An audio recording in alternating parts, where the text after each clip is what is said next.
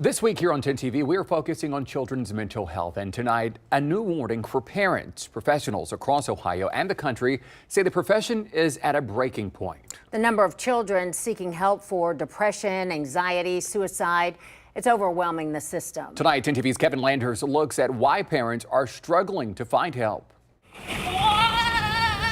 She's very loving and outgoing. This is a story about an adopted girl from Russia.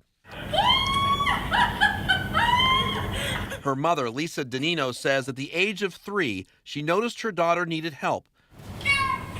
Danino took this video as her daughter became uncontrollable. She's sharing it because this is what a lot of parents and children are dealing with. And then around 3, she started displaying really unique behaviors that were not typical. They weren't the terrible twos or anything that any other mom I spoke to was familiar with. Danino says she desperately tried to find help for her daughter. Nobody wanted to work with a toddler, and insurance wasn't going to cover it anyway. And nobody believed me until they saw the video. She says it took 3 years on a waiting list to find a therapist to work with her daughter.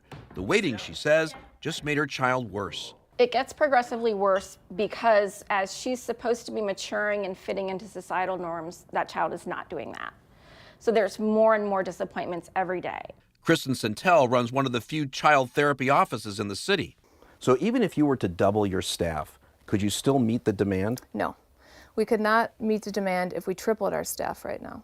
76% of the counties in Ohio are what's called mental health HPSAs, or health professional shortage areas. These are areas seen in red where there is a shortage of health professionals. It's truly at a breaking point in terms of the sheer numbers of people who cannot get access to care. Jared Skillings is with the American Psychological Association. The wait lists for mental health clinicians across the whole country are absolutely out of control. Danino agrees. She says it wasn't until she had to call police because she couldn't control her daughter that she says she was able to move up the waiting list at Nationwide Children's Hospital. So what does that tell you? I mean, was my child honestly going to almost have a police record before any therapist would talk to her? That's insane. Prior to the opening of Nationwide Children's Hospital Big Lots Behavioral Health Pavilion, it had 28 beds. Since then, it's gone from 44 to 56 beds. And the hospital says it could add more. So why isn't it? The director says he doesn't have enough workers. If we had more staff, we would open more beds.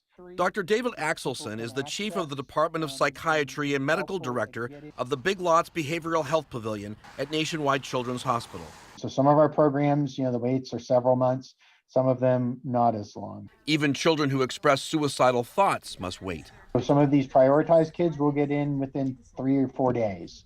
The hospital says patients who express emergency suicidal ideation have immediate resources available to them, including the Franklin County Youth Crisis Line, which is available around the clock. Dr. Axelson says since the pandemic, more kids are hurting. Depression and anxiety, at least, has increased significantly in our kids. But without more people to care for them, he says he's worried about what will happen. He says Ohio lacks child psychiatrists.